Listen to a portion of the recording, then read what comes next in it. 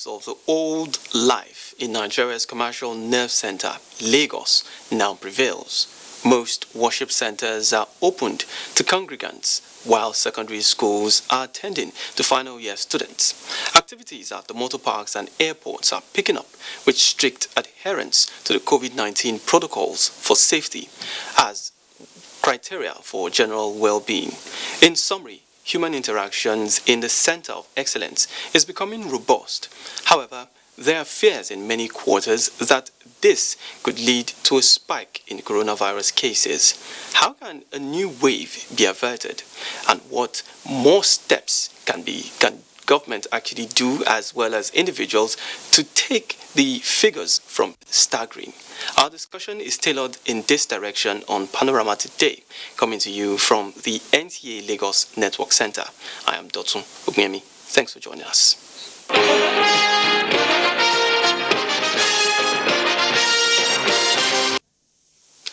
Let's begin with latest developments in Mali, where talks aimed at resolving the political situation in the aftermath of last week's coup have ended without an agreement. The country's new military leaders and West African mediators wrapped up days of talks without settling on how to return the country to civilian rule. Leader of the ECOWAS delegation, Nigeria's former president, Goodluck Jonathan, disclosed that Ibrahim Boubacar Keita indicated that he wasn't forced to resign as president, and neither does he want to return to power. Goodluck Jonathan added that lifting the sanctions imposed on Mali was discussed by both parties, with plans to address the issue at an extraordinary summit of heads of states and governments of ECOWAS scheduled for Wednesday. Meanwhile, the Malian junta has promised to release other personalities arrested when the security situation in the country is stable enough for that move. The United Nations has commended the Buhari administration for the giant strides recorded so far in the fight against insecurity, indiscipline and corruption, which it describes as critical towards placing Nigeria on the path to a sustainable future. The UN resident and humanitarian coordinator, Edward Callon, announced this during a courtesy visit to President Muhammadu Buhari. State House correspondent Adamu Sambo has details. I want to start by commending you and the people of Nigeria.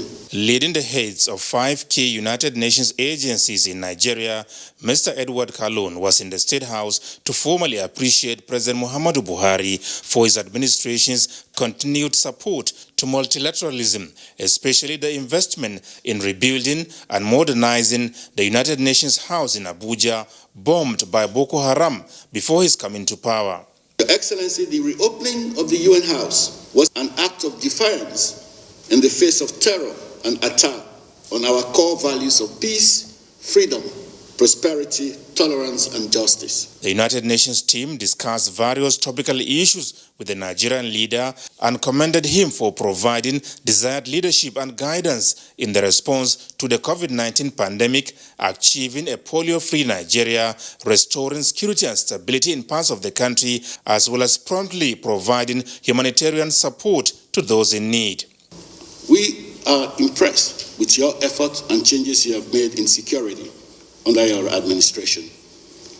We can see the progress that has been made, but we want to encourage you and your administration to complement the ongoing military effort with dialogue and a political process in the search of a durable solution. We also admire your leadership on the Lake Chad Basin, especially investing in recharging the Lake Chad Basin. This is a Pan-Africanist investment and need urgent attention by ECOWAS, African Union, African Development Bank, and other development partners. The UN will continue advocating for this investment to support a civilization of over 33 million people depending on the Lake Chad Basin. Mr. Callon said the United Nations agencies are also impressed with Nigeria's renewed onslaught against corruption as bane of socio-economic development in the country. We commended the President on his resolve to reform and return discipline in the public service, as well as some of the success he has achieved in trying to fight corruption.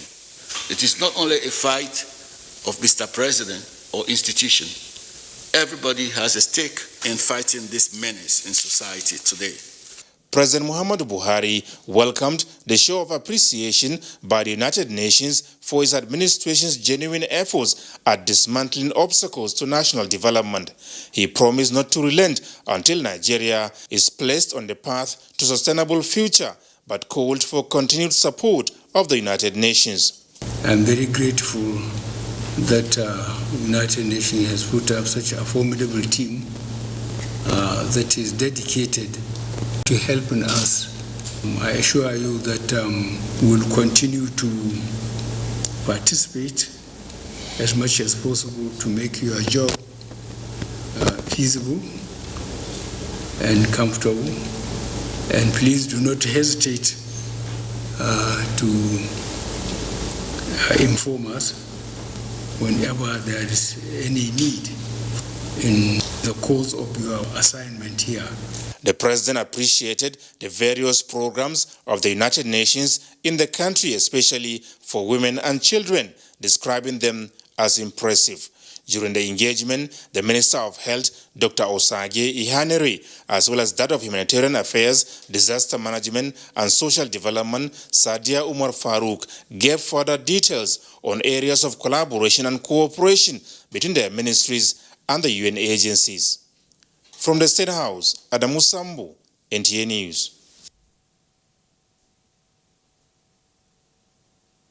As we talk, critical stakeholders in the Nigerian digital switchover project are assembled for a special meeting to take a look at the journey so far, as well as identify way forward. Key issues on the agenda include DSO's indebtedness and funding, as well as DSO rollout timeline. The meeting is being attended by the NBC, Digiteam, BON, set-top box manufacturers, InView, Renmo and SES, one of the world's leading satellite operators providing satellite signals for the project.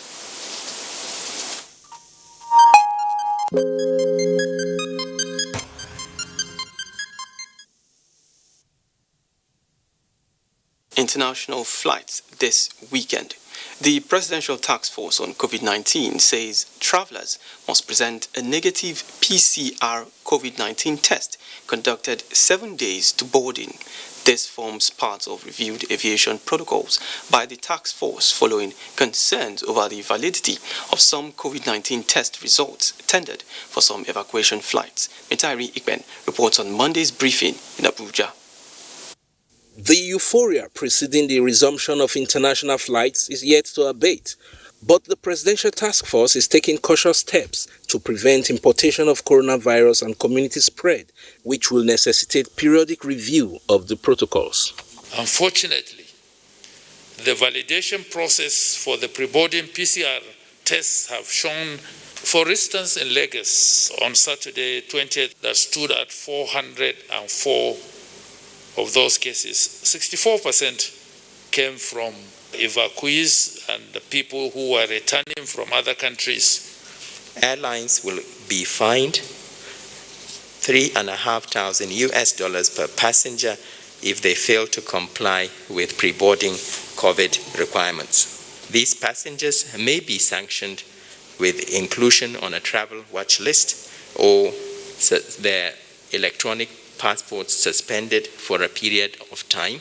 Modalities for school resumption are still in progress, while health workers are advised to maintain a high index suspicion for COVID-19 in the course of duty. I urge you to just bear with us a little bit more. We'll then announce when others can resume. We continue to intensify efforts to train all frontline responders on the effective implementation of the infection prevention control measures. The part of the training, again, is a judicious use of PPE so that you can also combat infection.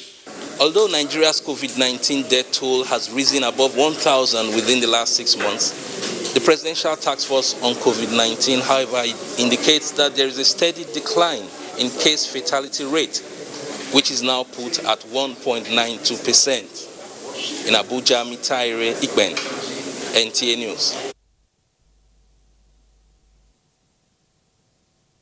Meanwhile, the Nigeria Center for Disease Control has confirmed 321 new cases of coronavirus in the country as at the 24th of August, bringing the total number of confirmed cases to 52,548.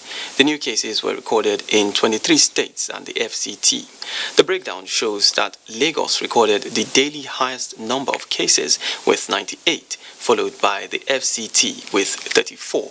Kaduna has 30, Nasarawa 25, Benue 21, Plateau 17, Rivers 15, Adamawa and Ogun States have 11 each, Enugu 9, Edo 8, Delta and Ekiti also have 7 each, Gombe has 5, Ebonyi 4, Bayelsa, Kano and Ondo have 3 cases each, Cross River, Imo, Kebbi and Niger States recorded 2 cases each, while Abia and Bauchi have 1 case each.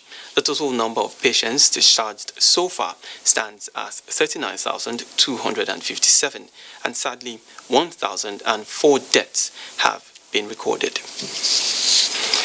More residents of Lagos are becoming worried following the refusal of some patients with COVID-19 to submit themselves for isolation, as they believe this could lead to an increase of the disease in the state. Nosa Usula reports that the effects of the total lockdown caused by the virus are still fresh in their memories as they appeal for quick government intervention. Several reports from across the country reveal how patients with COVID-19 avoid submitting themselves for treatment at designated isolation centers and in some extreme cases break out from the centers after being admitted. People are really scared. They are thinking maybe the isolation centers are not real. And then something going around saying that this coronavirus thing is not real. So some people feel they don't have it. Some people actually have to go out daily to hustle for their means of livelihood. So they won't want to stay at home for a whole 14 days. They prefer to go outside and look for what to... Lagos remains the epicenter of COVID-19 with about 16,000 confirmed cases of the disease. Lagos State Commissioner for Health, Professor Akin Abayomi, who revealed at a press briefing in July that over 2,000 patients who tested positive for COVID-19 in the state have not turned up for admission at the isolation centers, stated that government had adopted home-based management of asymptomatic and mild COVID-19 cases. Chief Medical Director, Lagos University Teaching Hospital, Professor Chris Body, while sharing his experience with patients who had refused isolation and treatment at their facility, explained that patients with COVID-19 who are on the run and fail to submit themselves for isolation or do not properly isolate themselves when placed on home-based isolation are capable of truncating government's efforts to contain the spread of the deadly virus. What we have done at the Lagos University Teaching Hospital, and which Lagos State has done very well too, has been to set up what we call an emotional and psychosocial support group. This is a group of psychiatrists, psychologists, and people who work in that area, so that our doctors, our nurses, our psychologists, our psychiatrists call such patients who are being violent or who are being rejecting or resenting the very process of isolation. And they counsel them. And you should see the result. It's marvelous. Patients with COVID-19 were advised to desist from such acts, as the country would record more transmission of the COVID-19 infection if more people continue to flee from being admitted or do not properly self-isolate when placed on home-based isolation. In Lagos, Nosa Osula, NTA News. Joining us via Zoom to talk about the strategies for averting a coronavirus surge in Lagos is the Director General of the Nigerian Institute of Medical Research, Professor Babatunde Salako. Thanks for joining us. Thank you very much for having me. All right, let's talk about what the current situation is between Lagos and the COVID-19 pandemic. Well, what we seem to be seeing in the last few weeks is that the numbers seem to be coming down compared to about 2-3 months ago. And the admissions into the isolation centers has also reduced drastically. There are not many people receiving treatment at the isolation center. This can mean one thing, that generally the transmission rate is going down, and so the case is beginning to go down. Others will feel that perhaps we have reached the peak, or we're about reaching the peak, and then the curve will begin to flatten, as it were. But then we can also look at the current situation where a lot of people are managed at home, and therefore made the isolation look like there are no people there. But then the number of tests, the number of tests has increased, at least in the last 4 to 6 weeks. The number of laboratories has also increased. So we are testing much more than we were testing before, and yet we are not detecting as high as we were detecting about 2-3 months ago.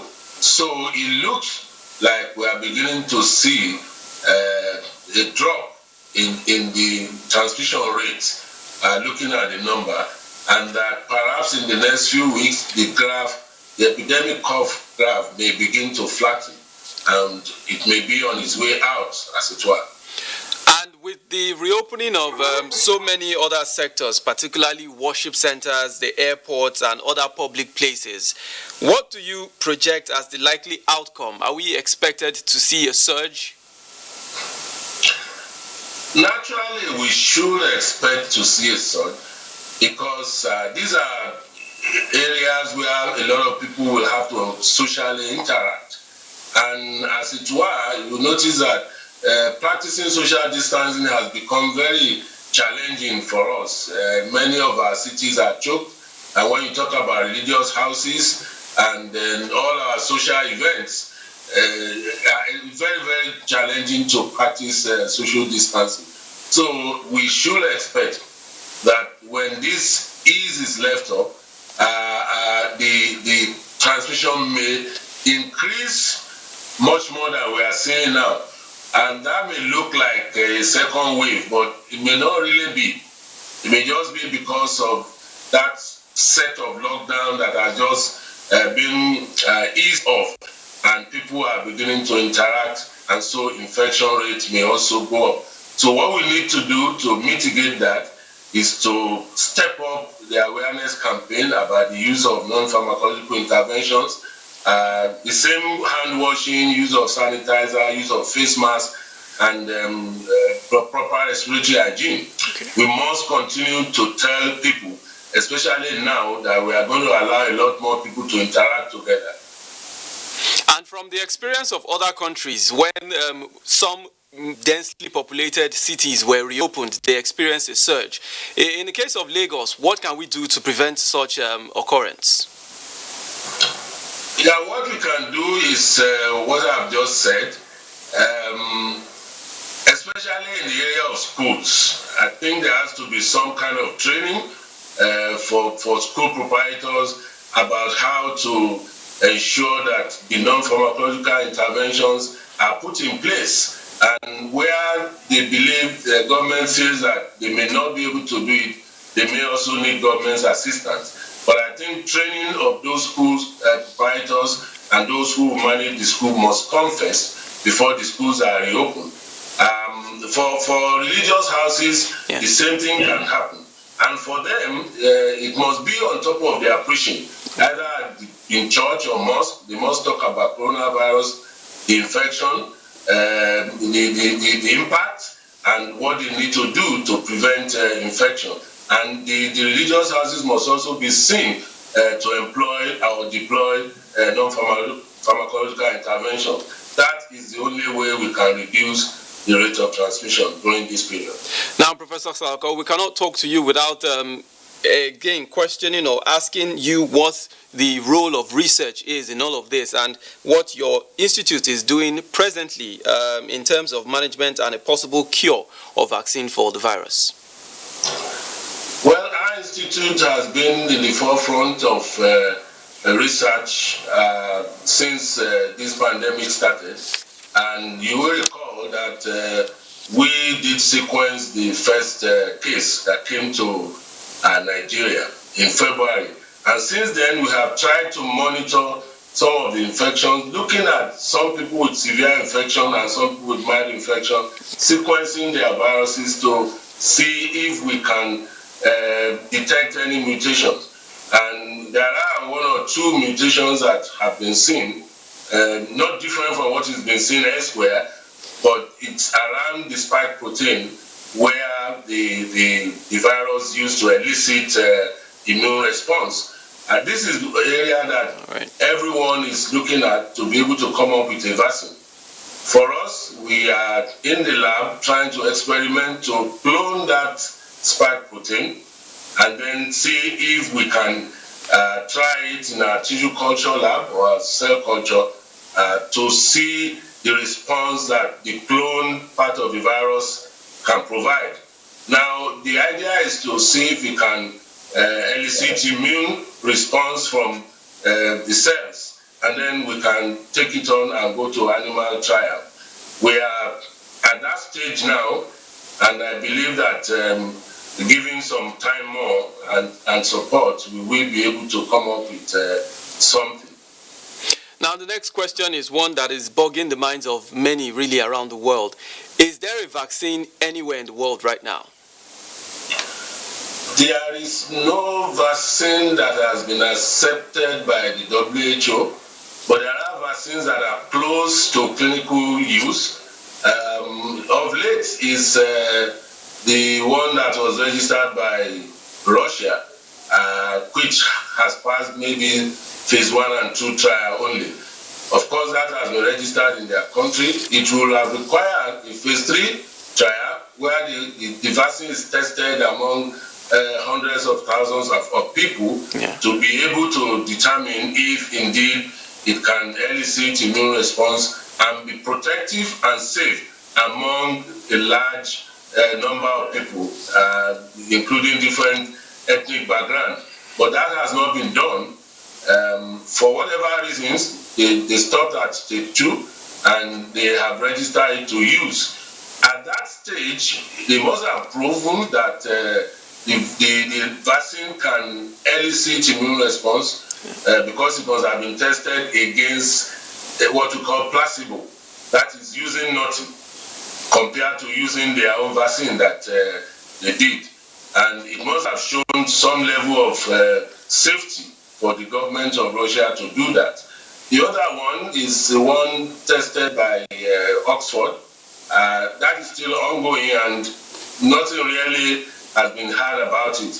Vaccine production takes quite a number of years for it to become useful. But what we have now is a pandemic that requires very quick solution. So everybody is on the field trying to see if they can come up with something. Hopefully, the way it's going, maybe we'll get one in the next 6 months or thereabout, but certainly none is working now. Thank you so much, Professor Babatunde Salako, for your time and also your work on the COVID-19 pandemic. Thank you very much for having me. And you're also watching Panorama, coming to you from the Lagos Network Center. Let's now take a break. Coronavirus, also known as COVID-19, has been declared by the World Health Organization as a global pandemic. While clinical trials are ongoing for a vaccine and a possible cure, there is no known treatment for the coronavirus. Nigeria has recorded some of these cases, and people are advised to take these preventive measures to keep themselves safe and contain the further spread of the virus. Wash your hands frequently with soap and water, or use hand sanitizers all the time. Maintain social distancing. Avoid touching your eyes, nose, and mouth. Practice respiratory hygiene. If you have fever, cough, and difficulty breathing, seek medical care early. Do not panic. Stop the spread of unconfirmed news. Follow the official government news outlets and report all cases immediately. This message is brought to you by the Nigerian Television Authority, NTA, Africa's largest television network.